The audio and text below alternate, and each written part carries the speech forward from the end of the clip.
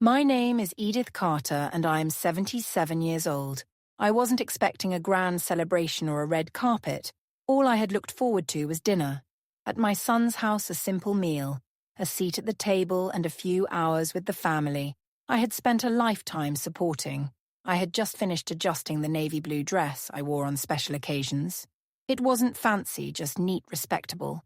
The kind of dress Marissa, my daughter-in-law, wouldn't roll her eyes at. I glanced at the clock. It was a little past 6. Dinner was supposed to begin at 7. Then my phone buzzed. I reached for my glasses, expecting a reminder from Garrett, or maybe a last-minute question about dessert, but instead I saw the message. You weren't invited. My wife doesn't want you there. Just like that, 8 words. Not a call, not a conversation, a text message. For a moment I thought it had to be a mistake. Maybe it was sent to the wrong person. Maybe Garrett's phone had been hacked. But no, it was his number. It was his tone. I sat down slowly, the phone still in my hand. My heart wasn't just breaking, it was unraveling, so memories flashed in my mind. Garrett is a boy, clinging to my hand on his first day of school. Garrett at 12. Crying when his dog passed away.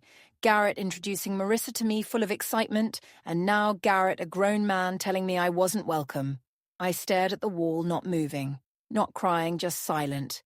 That was the moment something inside me shifted. After all the years, after all the giving, maybe it was time to stop showing up for people who made it clear they didn't want me there. The house was quiet, too quiet.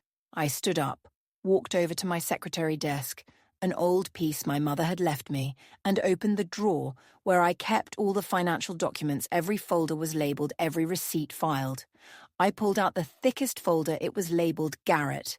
Inside there was a lifetime of giving, a $20,000 check to help him launch his business, one that folded in less than a year, tuition receipts from when Marissa went back to SC, Hool to earn her real estate license, bank transfers for roof repairs, a down payment on their new SUV, the kitchen remodel Marissa just had to have. Each piece of paper told a story. Not one of generosity, but of expectation. My wallet had been their safety net. My name had been the invisible ink on every corner of that new house. 6 months ago, Garrett had called me to say they'd found the perfect home, a beautiful townhouse overlooking the river, part of an exclusive new development. He said it would be a place for the whole family. Mom, you'll have your own corner, he told me. That corner, apparently, didn't come with a chair at the dinner table. I looked down at the brochure, still sitting on my kitchen table. I had paid $120,000 toward the down payment. It wasn't a loan, it wasn't an investment, it was a gift. A mother's way of saying, I'm here, I care. And now it felt like I had bought myself out of their lives. I leaned back and whispered the question I hadn't dared ask for years. Was this love or just a transaction? For the first time, I didn't rush to excuse them. I didn't defend their choices. I simply sat in the truth. I had spent a lifetime giving, and they had gotten used to it. I didn't sleep that night. The text kept replaying in my mind over and over. Not invited, my wife doesn't want you there. By sunrise, I knew what I had to do. I made myself a strong cup of tea, sat at the kitchen table, and stared at the stack of papers I had pulled from the drawer. Then I picked up the phone and called the bank. Good morning, Fatville Community Bank. How may I help you? My name is Edith Carter, I said clearly. I need to suspend all automatic payments from my accounts immediately. There was a pause on the line. All payments, ma'am? Yes, every single one. And I also need to revoke the power of attorney granted to my son, Garrett Carter. I could hear the woman on the other end typing. That's a significant change, Mrs. Carter. We'll need your signature for the full process. But I can begin the suspension now. That's war. And I won't start today. The silence that followed was not awkward. It was powerful. I had supported my son, his wife, their lifestyle, their ambitions, and their obligations for over 2 decades. But that morning I remembered what a James, my late husband, always said. Edith, love them but don't let them walk on you, when the woman confirmed that all 174 automatic payments were now blocked. I thanked her, hung up the phone, and exhaled deeply. I hadn't realized how heavy it all had been, the years of small compromises, the quiet dismissals, the holidays spent alone while still footing the bills. That morning I didn't just cancel payments, I reclaimed space in my own life. My phone buzzed again. Garrett, I didn't answer instead. I typed a simple message and stared at it for a long time. Time to pay your own way. Then I turned the phone off and turned a corner in my life. By the time Garrett showed up at my door, the kettle was already on the stove. He didn't knock politely. He rang the bell in that impatient, sharp way that said he wasn't here for a chat. He was here for control. I opened the door and he walked right in without waiting for an invitation. "Mum, what's going on?" he asked, the worry in his eyes barely covering the irritation beneath. The mortgage bounced. Marissa's car payment didn't go through. The bank called about the suspended authorizations. "Did you cancel everything?" I nodded. "Yes, I did." He blinked all of it, all 174 transactions. Garrett sank into the living room chair, like the wind had been knocked out of him. I didn't raise my voice. I didn't cry. I just looked at him and said, "You uninvited me from your house, Garrett. The one I helped pay for. You sent a message saying your wife didn't want me there and you didn't even try to stop her. That was a mistake." He stammered. "Marissa was upset." "I didn't mean it. You didn't mean to say it. Or you didn't mean for there to be consequences?" I asked quietly. He looked away. I poured 2 cups of tea, placing one in front of him. He didn't touch it. "We have." "Bills, Mom," he said finally. "Loans, Toby's tuition, the house. You've always helped us." I did, I agreed, but that help became expected, and then it became invisible. Garrett opened his mouth to respond, but I raised my hand. "Tell me one thing you've done for me, Garrett." I asked, my voice soft but steady. "One thing you did not because you had to, but because you wanted to. One thing that didn't involve you needing something." From me. He sat in silence. And in that silence I found my answer 2 days later. It was Toby who showed up. He looked a shambled, wrinkled shirt, dark circles under his eyes, and that nervous energy of someone who had never truly faced consequences. I let him in without saying much. He dropped onto the couch and rubbed his hands together. "Grandma, I need help." He began. "My credit card's been frozen. I can't pay my rent. My car's overdue. I'm in trouble." I sat across from him, calm and composed. "How much do you owe?" He hesitated. "About 7,000. "What did you spend it on?" He shrugged, avoiding my eyes. "Some stuff, a new phone, a trip with friends, a few parties." I nodded slowly. "You've been working for 2 years now, right at the insurance company?" "Yeah. So why haven't you learned to manage your money?" He looked like a child being scolded, not a 23-year-old man. "I guess I always thought I could ask Mum and Dad or you." "That's the problem," I said. "You've all gotten used to thinking I'd always be here to fix things, but I'm not your backup plan, Toby. I'm not your bank." He leaned forward, desperation creeping in. "Grandma, please, just this once. I swear I'll pay you back." "No," I said firmly. "But I will offer you something else." He looked confused. "Like what my lawyer, Mr. Whitaker, is looking for. A part-time assistant feeling answering phones. It won't solve everything, but it's honest work." Toby blinked. "You do that for me." "I love you," I said.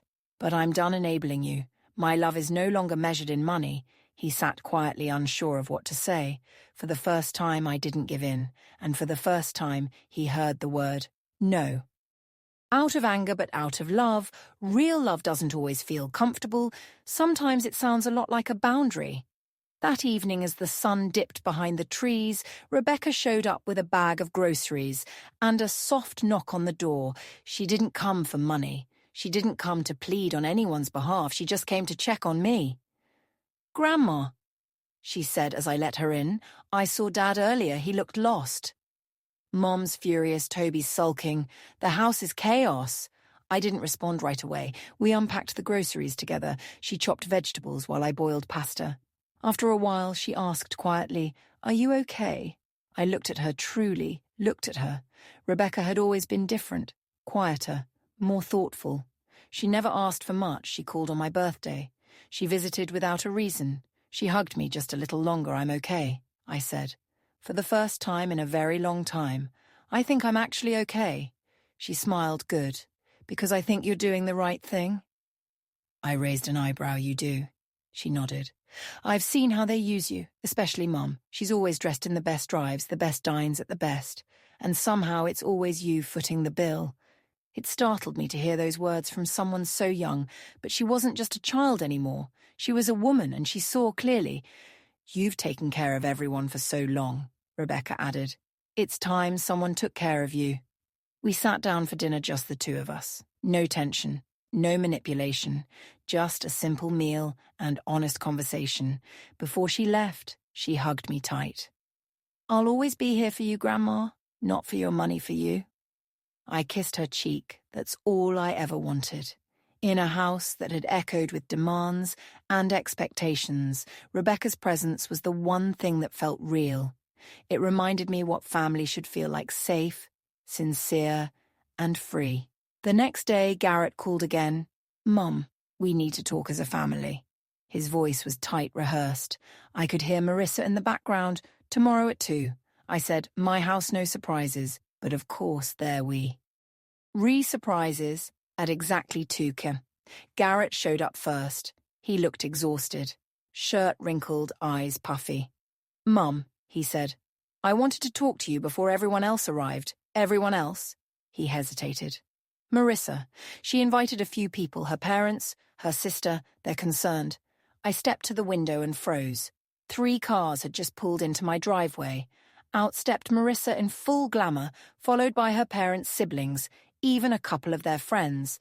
I turned back to Garrett. You brought an audience? She thinks he started.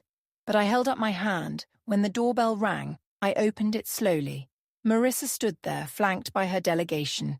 Good afternoon, Edith, she said loudly, projecting her voice. We're here to discuss this situation as a family. This is my home, I said quietly. Not a courtroom, not a boardroom. Just my home. And I didn't invite any of them. Marissa blinked, clearly not expecting pushback. You, Garrett, Toby and Rebecca may come in. The rest can wait outside or leave. Marissa's smile faltered. She turned to her family. Please wait in the cars, we won't be long. Reluctantly, they retreated.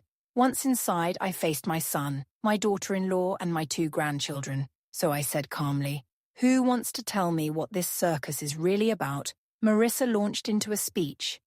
Your financial decision affects all of us. My parents' retirement plans, Garrett's brother's situation, even Toby's future. I listened, arms crossed, and said nothing. When she finally paused for breath, I looked at her and asked, and when did I become responsible for all of that? No one answered, because deep down they all knew the truth. They hadn't come to fix a relationship, they had come to salvage their lifestyle. The room was heavy with silence. After my question, Garrett finally spoke, voice low. Mum, we've come to rely on your help. You've always been there. We just didn't think you'd ever stop. I nodded exactly. You didn't think you just took. I turned to Toby. How many times have you visited me just because you wanted to, not because you need? Ed money. He shifted in his seat. And Marissa, I said facing her, tell me one thing. One single thing you've done for me without expectation. She opened her mouth, then closed it again. You see, I continued. What hurts isn't just the money. It's the erasure, the way I disappeared from your hearts, the moment I stopped paying. Marissa's mask slipped, her voice hardened. This is manipulation, you're trying to guilt us. No, I said. I'm telling you the truth. For once, she stood abruptly. You'll regret this when you're alone. When no one's there, you'll regret pushing us away. I didn't flinch. Family isn't just a word we use when we want something, I said softly. It's a choice we make every day with our actions, not our invoices. Garrett looked up, eyes glassy. What do you want us to do? Mum, apologize? Beg? No, I said. I want you to grow up. I want you to stop confusing love with dependence, and I want you to leave. The words were calm, but they landed like thunder. Toby stood without protest. Marissa muttered something under her breath as she stormed out. Garrett lingered, unsure. I'll be here, I told him, if you ever want to talk. Really talk. Not about money, but about us. He nodded slowly and followed the others out the door. Only Rebecca stayed behind to hug me. I'm proud of you, Grandma, she whispered. I didn't reply, I just held her close, because for the first time in a long time, I had nothing to prove and nothing to give but the truth. 6 months passed. And for the first time in decades, I wasn't anyone's emergency contact, anyone's financial plan, anyone's silent sponsor. I was just Edith. I spent mornings on the porch sipping coffee and reading books I'd long set aside. I took walks through the park where James and I used to stroll. I even signed up for an art class at the community centre, something I'd always wanted but never dared prioritise. Rebecca visited often. She never asked for anything. She just came to talk, to laugh, to share her world with me. She was my only connection to the family now. And that was enough. As for Garrett and Marissa, the calls dwindled after a few more attempts, some apologetic, some demanding. They stopped altogether. I heard from Rebecca that they sold the house and moved to a smaller apartment. Marissa took on extra work. Garrett finally learned how to manage a budget. Toby, to my surprise, took the job with Mr. Whitaker. I ran into him once at the grocery store. He looked tired but different, less entitled, more grounded. We exchanged a quiet hello. That was enough. And me? I went to Italy. It was James' dream one we'd postponed too long.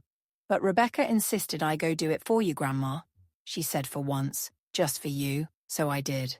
Now I sit on a terrace in Tuscany, watching the sunset over rolling vineyards. Lorraine, my oldest friend, laughs beside me as she scribbles notes in her travel journal. You look lighter, she says.